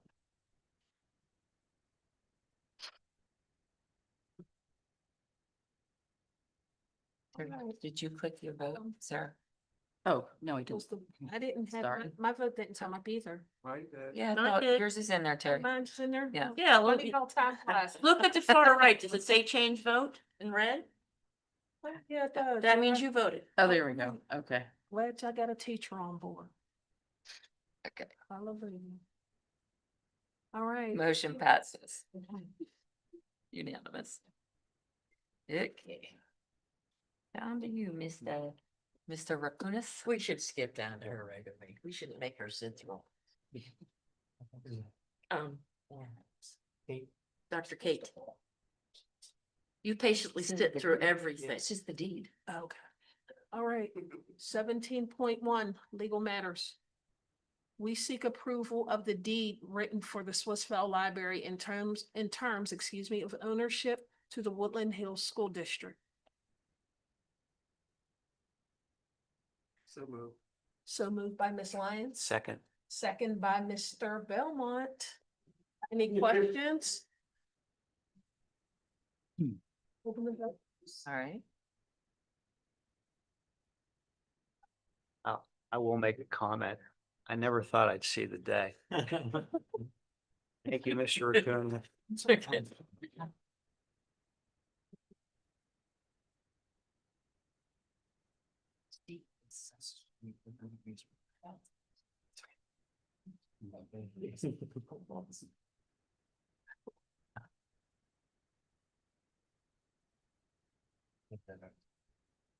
Oh, yes.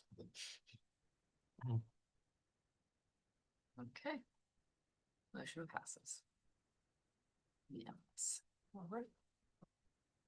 Okay, so before you do 18.1, I had a couple of slides that I wanted to share. Please. You slap those up there for me, buddy.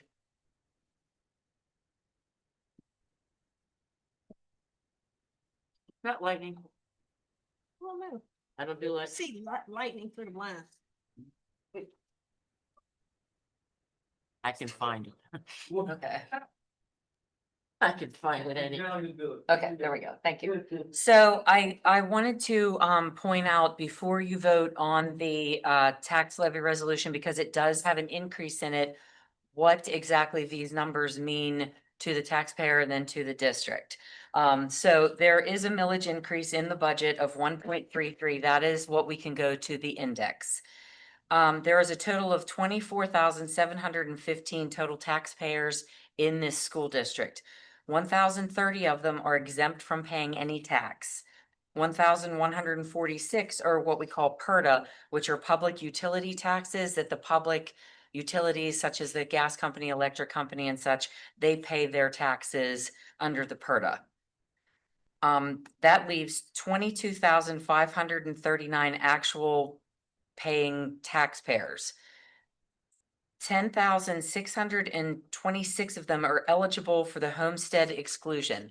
That's 47% of the households that are paying realty taxes in the district. 47% of them do get the homestead exclusion, which is a deduction or a reduction in the amount of tax that that individual house has to pay for the realty taxes. This money comes from the state and is divided evenly amongst anybody that fills out the homestead exclusion application, and it is accepted. And this year that money did go up. Then the 11,913 fully paying taxpayers, that's the other 56%, 57, 53. God, you can read 53. Okay, click. Okay, so I looked up to see what the average assessed value of a home in this school district is, and it's $94,492. The tax paid on a house with that assessment at the 26.5 mils last year paid $2,504 as the average taxpayer. This year, with the millage increase, we would be asking that same taxpayer to pay $2,630. That's a difference for the taxpayer of $126 for the entire year, or $10.50 per month that they would have to pay to help the education of our children. The homestead exclusion folks, that 47%, because the homestead was increased by $50 from last year, they are only paying an average of $76 more for the entire year, which is $6.33 per month towards the education of the students in this district. So conclusion. So that means 10,626 taxpayers are paying an average of $6.33 a month. 11,913 taxpayers are paying an average increase of $10.50 a month. 1,030 taxpayers will have no increase. The public utilities will pay the full amount because they do, they're public utilities.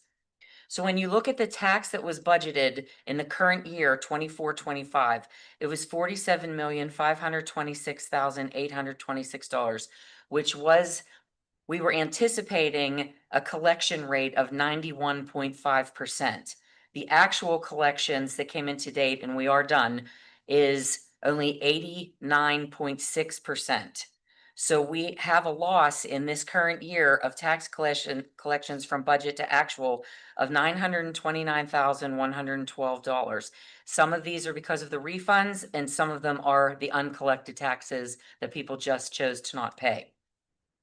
Then we have to consider that in the 25-26 school year, we had a loss in the assessed value in the district, which was $27,806,955, or the equivalent of $884 in tax revenue. So simply because the assessed value went down, we lost over 700,000 in revenue between 24 and 25 right off the top.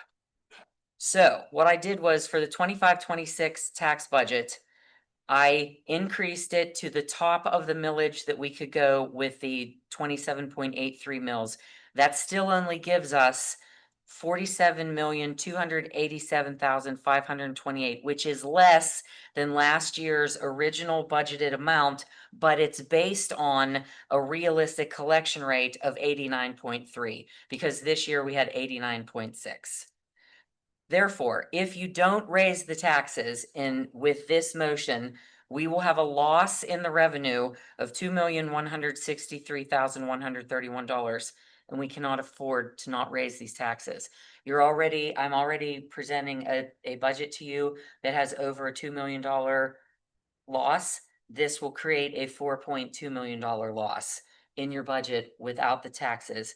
And I wanted to show you that it really isn't helping us. It's just keeping us steady at this point. And the impact to the taxpayer is not like when people say, oh, you're raising my taxes. For 47% of them, it's $6.33. That's a Happy Meal at McDonald's once a month. So just to give you some perspective of the amount of loss that we will have to educate these children without the tax increase, we have a lot of taxpayers. This is a big district. So that increase gets spread amongst a lot of people, a lot of families. So I just wanted to share that with you before the vote, so that may take some of your concerns, angst, worry, questions out of that. Does anybody have any questions regarding that, the information that I said? And to add, with this year, we obviously know there's a lot of uncertainty that we have never experienced before. What we're gonna get or not gonna get from the federal government. And the state. And the state, and looking at some of the data, and with the ESSER money's gone, I looked today, there was 66% of the districts are having to do the same thing this year. Just because the uncertainty, special ed, charter school costs, there's so much uncertainty that we haven't seen in a long time. So it's a little scary time. And plus the cost of goods could end up going up, we keep hearing that could happen. Yep. So we have to be ready for those unforeseen costs as well. I want to thank Ms. Regan for making that clear for the slide. It laid it out very well for us to read. You're welcome. Thank you, Jill, for that. Made it understandable. The breakdown was perfect.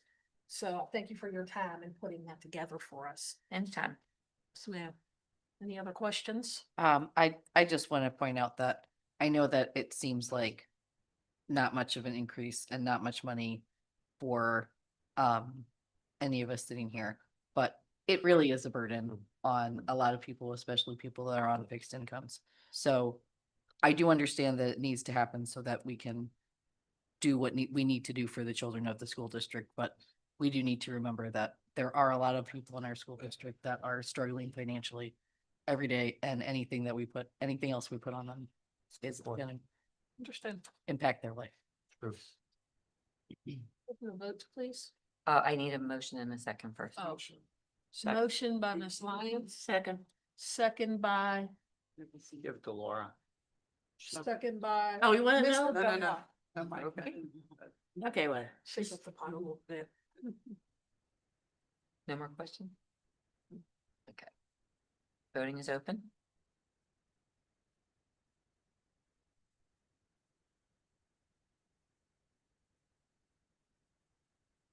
Oh, I did have a question. Is this one of those that has to pass by 2/3? No. Okay. What was your question, Sarah? If a tax increase has to pass by 2/3 or no, and it doesn't.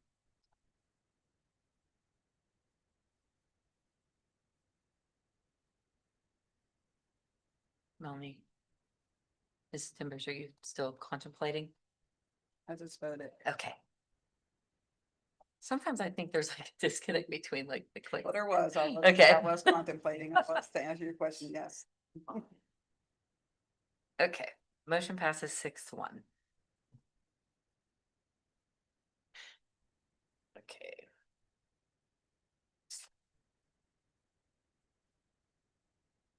All right. 18.2. 18.2, we seek full approval of the proposed final general fund budget for the 25-26 school year. So move. So moved by Mrs. Alfarell, Second. second by Ms. Timbers. PowerPoint. Any questions? I have a couple statements. So now I understand things with. Oh, yeah. Wait, costs are increasing, things like that. My concern is that, the lack of transparency, as far as finances, like requests I've made for financial documents, not receiving those. Also, some of the issues with the recent, was it audit? Also, severance package from the former superintendent I requested. Just like financial documents that I've requested and haven't received. And so before I would increase or vote for anything, that concerns finances, there needs to be an increase, an improvement in the with transparency as far as the finances go. I don't feel like I can make a proper informed decision when if I have questions about finances and I'm being denied those documents. So that's why I'll be voting against this budget. Open the vote, please. Okay.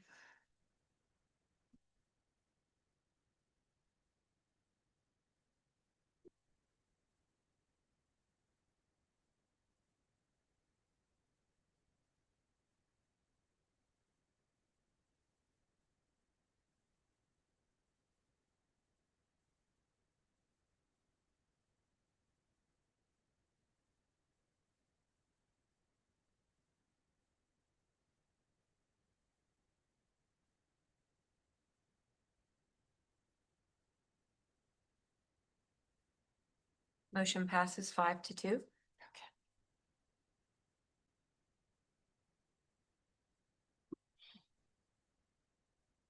See that there was an error in there's a typographical error in there. The recommended action. Recommended action. Yeah, but the motion itself said we seek Yeah. proposed.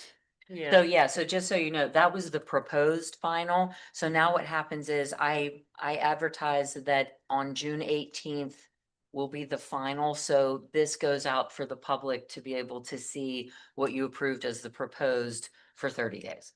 The 25-26 budget, correct? Yeah. Yeah. Should that say So it would. the so, 25-26 under see- recommended recommended action? It says final general fund budget for the 24-25. Should it It's say just a little 25, fast. 26?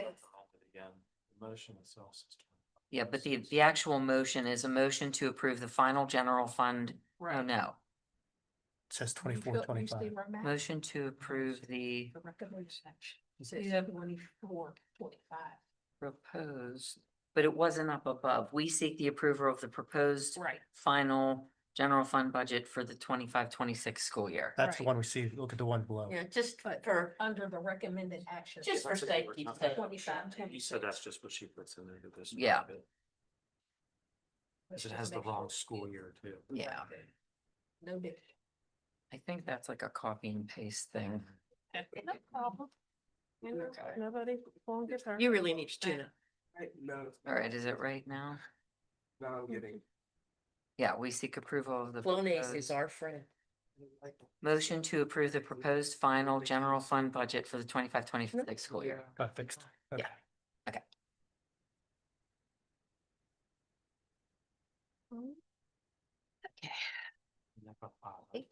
It did, yeah. All right. 18.3.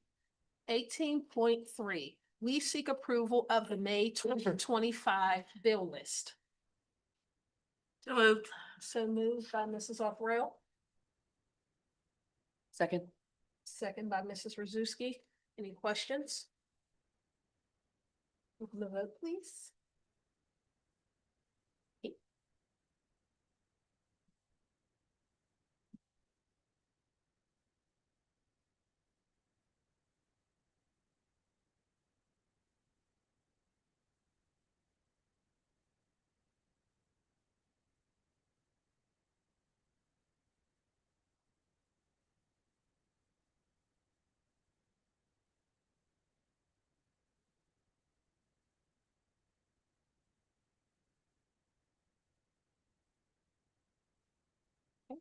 Motion passes 6-1.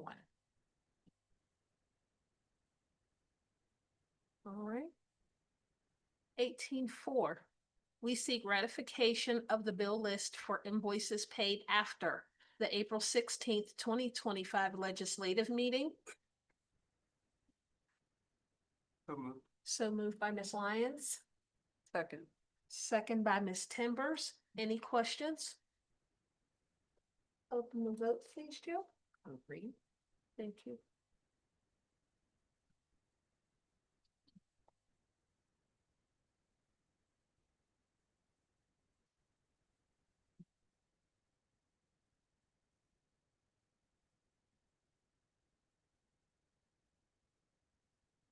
Motion passes 6-1.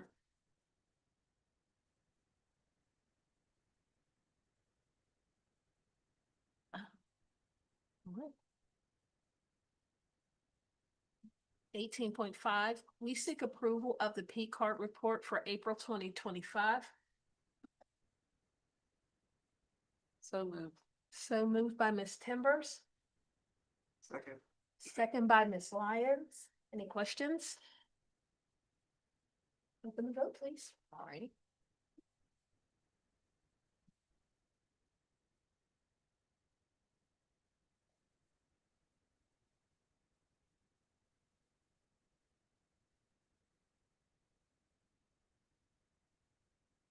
Motion passes 6-1. Thank you for including the receipts.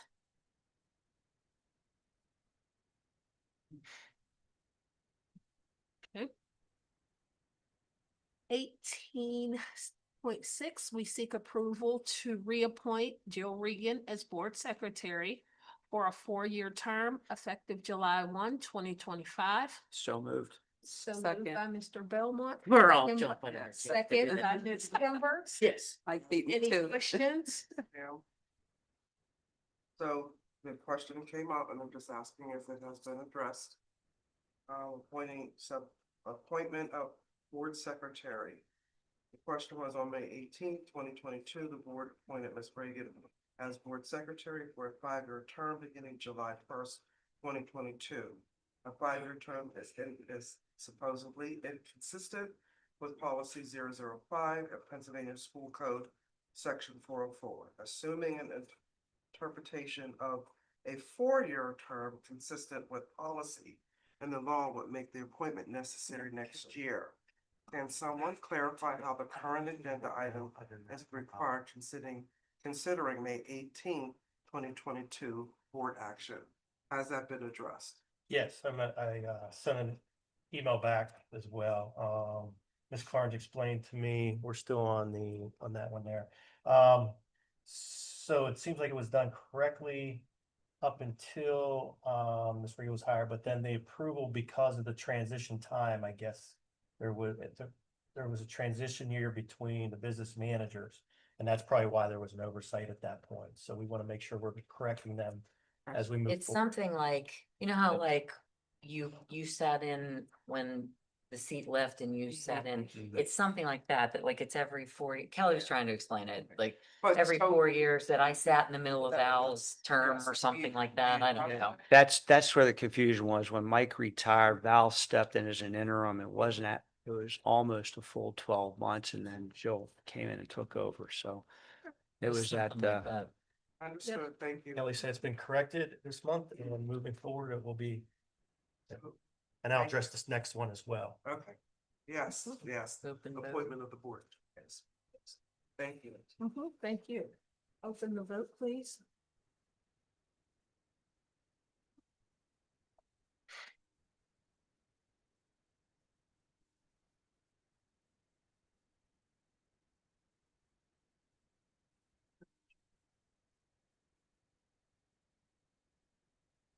Motion passes 6-1. All right. 18.7, we seek approval to reappoint Wendy DeBarden. DeBarden as treasurer for a 1-year term effective July 1st, 2025.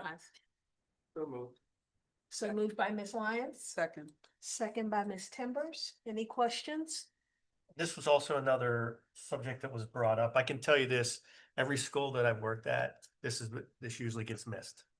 People forget that it's May of each year that you have to do this. We ended up correcting it in my previous previous 2 districts as well. But I appreciate Ms. Carnes' response. She says she admitted that she didn't understand the policy at the time.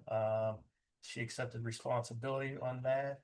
And that's what I asked people to do. I mean, she did it. But I can tell you this is a problem in a lot of districts because they forget to do it every May. It has to be done every May. So I let the person who requested the information know that we're addressing it and it'll be done every May now.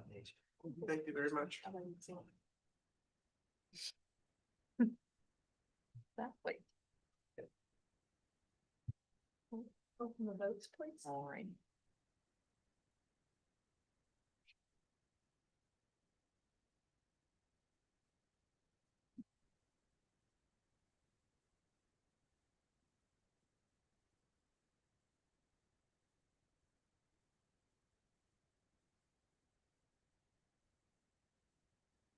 Motion passes 7-0. Thank you. That's it. 20.1, new business? Any new business? I just want to remind everybody, tomorrow is the grand reopening of the Carnegie Library it's gonna go on all day, 8:30 to 4:30. However, the ribbon cutting and speeches part is at 11. So. Exciting. Oh, and also there will be a number of Woodland Hills students in attendance. The building librarians have selected some students to go and attend. So. That's good. All right. Well, since we don't meet next week, wherever, the next Wednesday, since we're not meeting here, I hope we can meet at the athletic awards banquet. Because it's next week at 6 o'clock on Wednesday, and the academic awards banquet is next Tuesday at 6 o'clock. So, like to see your face in the place. Thank you very much. And the Kelly Awards are this weekend as well. Yeah. Yes. Yes. Yes. Committee Oh, also, put it out there now. There's no committee meeting in June due to graduation. All right. Okay, then one last thing, since we're not gonna be back here, the elementary schools are having their fun days. I know that Edgewood and Vulcans are having theirs on May 30th, which is next Friday. They always need extra volunteers. If anybody is available, I am sure they would love to see you. Yeah, they're face painting. And then I do have a question of old business, right? We didn't get there yet. Okay. Okay. And Miss Karen, old 21.1, old business. Old business. Have we, or are we still looking at rebranding Vixit? Is that something that's still on the table? I think that was a conversation that we said last week that we planned And to then visit. Yeah, thank you. Oh, yeah. I'm sorry, yeah. No, I was being the environmental justice individual. You're everywhere, always hands on the ground. Always, and we appreciate It'll it. be part of that comprehensive planning as well. Yeah. Yes, so yeah, Dr. Wilson's gonna keep us up on that. Oh. Any other old business? And I did get some Yeah. information from previous meetings, Margaret found for me, Oh, some notes and stuff, so. good. Mike? Yeah, I just want to reiterate what Dr. Molishnik said. Our kids are at the Gene Kelly Awards this Saturday, so on behalf of the board and everybody, want to let them know we're pulling for them. It's a big deal. That is a It big is a big deal. deal. It's a big deal. Woodland Hills is a big deal. Any other old business? One last thing, and I just because it's something that we discussed in executive, is if we wanted to address where the administration offices might be if this building is sold. Going to the high school. Right, we just haven't said that publicly. Yeah, I mean, the topic that was pulled tonight was, sale of this building, and as we look into a little bit further, but we do have a plan in place. There is a plan in place for us to possibly move to the high school. And we've worked with Mr. Bridge and Mr. Roth, because those are the two people that either can or cannot make it happen. So those have been discussions we've been having, if things go through, over the next month. So. All right, any other old business? Great. 22.1, we seek permission to adjourn the May 21st, 2025 legislative meeting. So moved. So moved by Ms. Thrill and Ms. Timber. In unison. Mike over there too. Good night, guys. Thank you.